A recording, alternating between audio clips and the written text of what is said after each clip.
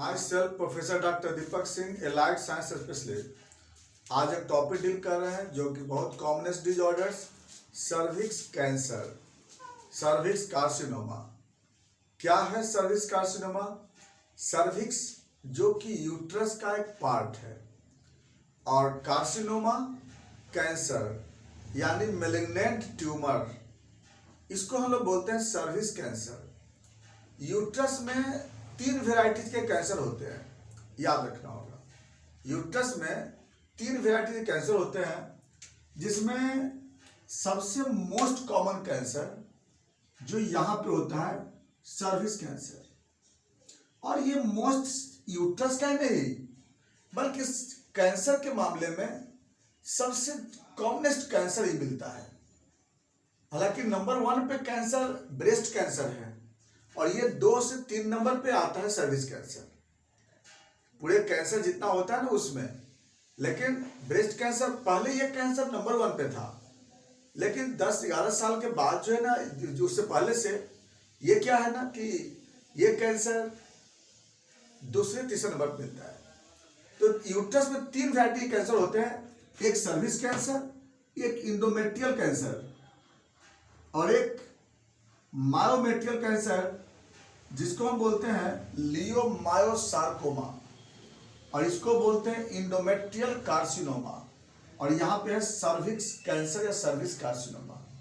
तो 3 वेराइटीज के cancer uterus में होता है। तो हम अभी जिक्र करने जा रहे हैं सर्विक्स कैंसर के बारे में।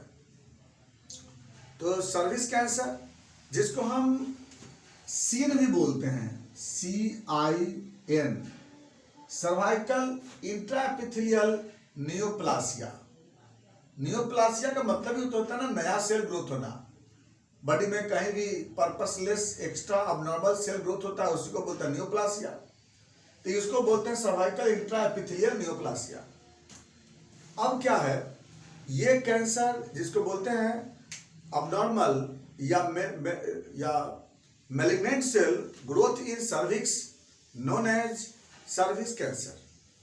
ये 2 वेराइटीज के कैंसर होते हैं, एक स्क्वामस सेल कार्सिनोमा और दूसरा एडिनो कार्सिनोमा।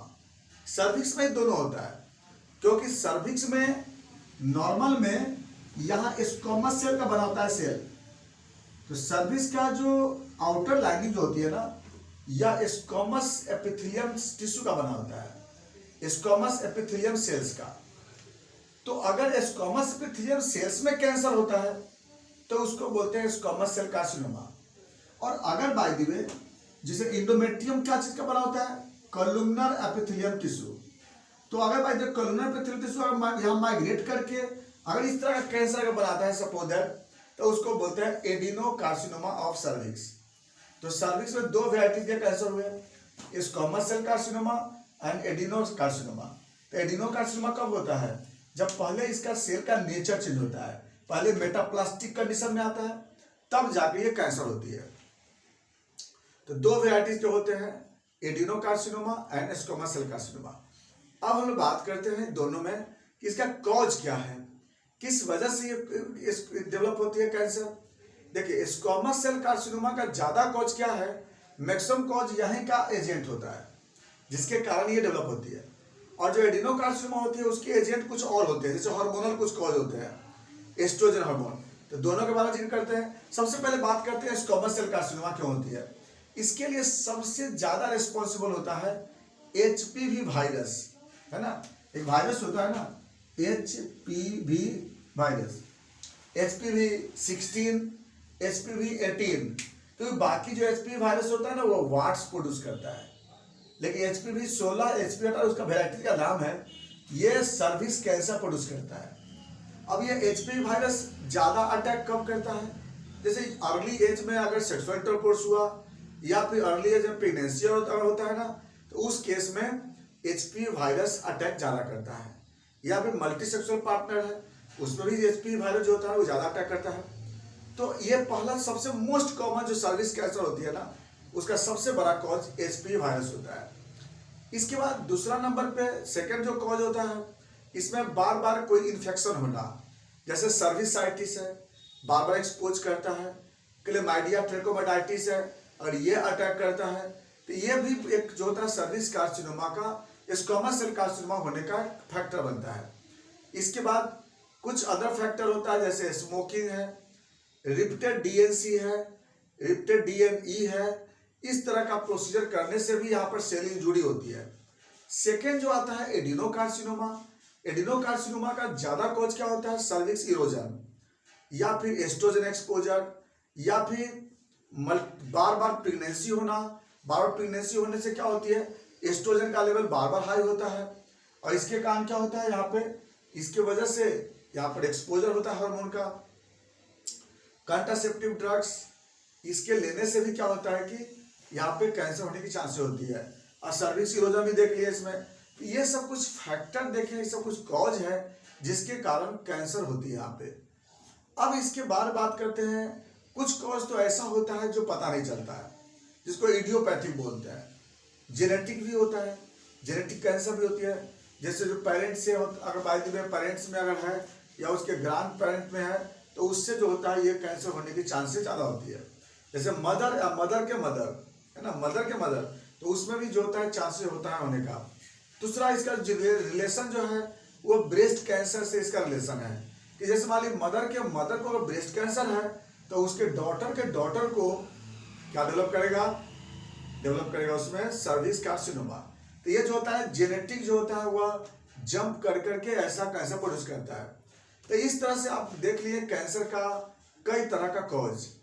तो अब हम लोग बात करते हैं इसके स्टेज पर। देखिए कैंसर जो होता है जनरली 4 स्टेज में डिवाइड करते हैं। इस स्टेज को फीगो स्टेज बोलते हैं। फीगो क्लासिफिकेशन, फ्रेडरिक of international gynecology and obstetrics, यानी कि यह एक फ्रेडरिक लॉ है जिसके बाद जो कि गायनेकोलॉजी एंड ऑब्स्टेटिक का जो रूल बना करके इस कैंसर को स्टेज बनाए थे। तो जनरली क्या होता है कि कैंसर जनरली 4 स्टेज में संभवता मिलती है। देखिए फर्स्ट स्टेज कैंसर, वह कैंसर जो एक लोकल एरिया में डेवलप होती है, यहाँ पे डेवलप होता है। तो जब एक एरिया में डेवलप होता है कैंसर, एक सेल्स में एक मेम्ब्रेन पे डेवलप होती है, इसको बोलते हैं 1 स्टेज कैंसर, या इसको बोलते हैं C2, कैंसर ऑफ C2 बोलते हैं, कार्सिनोमा ऑफ C2। मतलब वह कैंसर जो एक लेयर में एक स्पेस में होता है। इसी में क्या होता है ना कि जो साइज के अनुसार जो होता है ना, हम लोग स्टेज 1 का A, 1 का B बोलते हैं। बहुत ज्यादा कुछ नहीं इसमें बस इतना जानना है कि अगर एक सिंगल लेयर में एक ही जगह पे है तो वह स्टेज 1 में कहलाता है कैंसर। अगर बाय द वे यही अगर एरिया को वह चेंज करने लगता है, जैसे अगर ये कैंसर सेल अगर इधर अंदर की तरफ इन्वेट कर दिया या आउटर की तरफ इन्वेट चला रहा है और ग्रो कर रहा है, तो ऐसा कैंसर को स्टेज 2 कैंसर बोलते हैं। इसमें भी क्या होता है ना कि स्टेज 2 का A, 2 का B बोलते हैं इसमें। तो अब क्या होता है कि ये एरिया को इसमें क्या करता है, बढ़ने लगता है। स्टेज 3 कैंसर, स्टेज 3 कैंसर किसको बोलते हैं कि जब वो अपने ऑर्गन में पूरा इन्वॉल्व हो जाता है। अपने ऑर्गन का मतलब ये कैंसर पूरे वाल को इन्वेट करेगा, साथ साथ ये यूट्राइन कैविटी में एंटर करेगा, और उसके बाद ये फेलोपियन ट्यूब में ये एंटर करेगा। तो ऐसा कैंसर जो कि वह पूरे ऑर्गन में अपने पूरे ऑर्गन्स में अपने जो सेल्फ है उसमें जब वो इन्वॉल्व हो जाता है पूरा, तो ये स्टेज 3 कहलाता है। लेकिन स्टेज 4 कैंसर किसको बोलते हैं कि जब यह यहाँ से कैंसर दूसरे ऑर्गन में फैल जाता है, जिसको बोलते हैं मेटास्टेसिस। तो जब कैंसर एक ऑर्गन से दूसरे ऑर्गन में फैल जाता है, इसको मेटास्टेसिस बोलते हैं। और ये जो कैंसर होता है या यहाँ से डिस्टेंट ऑर्गन, पेल्विक ऑर्गन या फिर लंग्स, ये कहीं भी फैल सकता है। ये लिवर भी इन्वॉल्व हो जाती है। तो ये कैंसर जो होता है ये 4 स्टेज में अलग अलग डिफरेंट हम लोग स्टेज। अच्छा स्टेज क्यों पढ़ते हैं? स्टेज पढ़ने से वो फायदा है कि इससे सिविरिटी को जान सकते हैं, ट्रीटमेंट कर सकते हैं। क्यों? तो बताते हैं ट्रीटमेंट में आगे चल करके। नेक्स्ट आते हैं इसके सिम्टम पे। अगर सर्विक्स कैंसर है तो क्या क्या सिम्टम आ सकता है? सबसे पहला कि यहाँ से ब्लीडिंग ज़्यादा होती है, कंटिन्यू ब्लीडिंग हो सकती है, प्रोफिशियल ब्लीडिंग हो सकती है, या फिर अबनॉर्मल यूट्राइन ब्लीडिंग या डिसफंक्शनल यूट्राइन ब्लीडिंग। ये बड़ा कॉमनेस्ट सिम्टम आता है। नंबर 2, यहाँ से कुछ प्रोफ्यूज डिस्चार्ज होगी, जिसको लोग क्या बोलते हैं, सर्वाइकल ल्यूकोरिया बोलते हैं, तो वह डिस्चार्ज हो सकता है। इसके बाद सर्वाइकल पेन हो सकता है, या यूट्राइन पेन हो सकता है, लोअर अब्डोमिनल पेन हो सकता है, इसमें पेट में जो लोअर अब्डोमिनल में दर्द हो सकता है इसमें। इसके बाद वीकनेस, वेट लॉस, एनीमिया, ये सब पेशेंट में सिम्टम आता है। उसके बाद डिस्पेरोनिया, सेक्सुअल इंटरकोर्स के समय पेन हो सकता है। इसके बाद इनफर्टिलिटी, तो ये सब जो कंडीशन देख रहे हैं ये सब कुछ सिम्टम आ सकता है। नेक्स्ट आते हैं, अगर इसको देखें कैसे, इसको कैसे साइन देखेंगे इसका हम, तो इसको हम अगर बाई में अब्डोमेन से देखते हैं पालपेट करके, तो अब्डोमेन में टेंडरनेस होगा, अब्डोमेन में स्वेलिंग होती है। लेकिन अगर ट्रांसवेजाइनल, अगर बाई पर वेजाइनल, अगर बाई हम अगर इसको एग्जामिनेशन करेंगे तो पर वेजाइनल में इसे मास मिलेगा। अब पर वेजाइनल में हम लोग कॉल्पोस्कोपी एग्जामिनेशन करते हैं तो इसमें हमें क्लियर पता चल जाएगी। तो देखने का तरीका ये होता है। नेक्स्ट होते हैं इसके कॉम्प्लिकेशन। कॉम्प्लिकेशन में क्या होगी, हेमरेज होती है। हेमरेज इतना ज्यादा होता है, हेमरेजिक एनीमिया होगा, आयरन डिफिशिएंसी एनीमिया होगा, इसका मेटास्टिस होती है, फिर उसके बाद यूरिनरी रिटेंशन या फिर कॉन्स्टिपेशन, ये ऑर्गन फेलियर हो सकता है, इसमें कई ऑर्गन को ये कंप्रेस कर सकता है। तो ये उसका क्या है, कॉम्प्लिकेशन है। अब इसके बारे में बात करते हैं इसका कि पता कैसे लगाएंगे, इन्वेस्टिगेशन क्या है। तो सबसे पहला है पैप स्मीयर एग्जामिनेशन।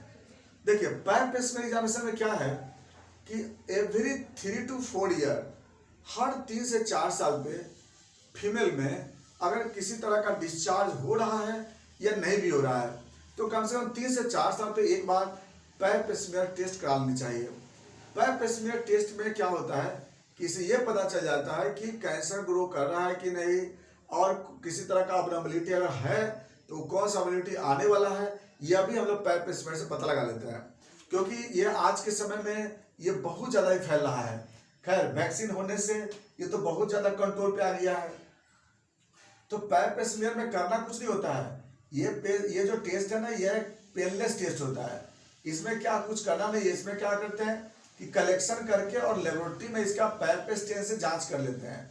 तो इसमें क्या करते हैं कि जो गायनेकोलॉजिस्ट डॉक्टर होती है या जो फीमेल डॉक्टर होती है वो क्या करती हैं कि जो पेशेंट को सुपाइन पोजीशन पे लिटा करके और सर्विक्स में जो वुड स्पेचुला होता है ना उसको अंदर इंसर्ट करके और वहाँ से स्क्रैप कर लेते हैं, और स्क्रैप करके और स्लाइड पे स्मीयर बना करके और उसके बाद उसको लैब में भेज देते हैं। लेबोरेटरी में क्या होता है ना कि उसको पैप स्टेन का एक प्रोसीजर होता है, उससे स्टेन को जांच स्टेन करके और माइक्रोस्कोप में देखते हैं कि उस सर्विसाइटिस है या फिर कोई कैंसर सेल है, उसको हम पता लगा लेते हैं। तो ये हम लोग, यह क्या है, पैप स्मीयर जांच है। दूसरा हम लोग क्या करते हैं, एलाइजा फॉर HPV वो करके देख लेते हैं। तीसरा में सर्विक्स का कैंसर मार्कर टेस्ट करते हैं, तो इसमें आपको हो सकता है रिपोर्ट पॉजिटिव मिल जाए।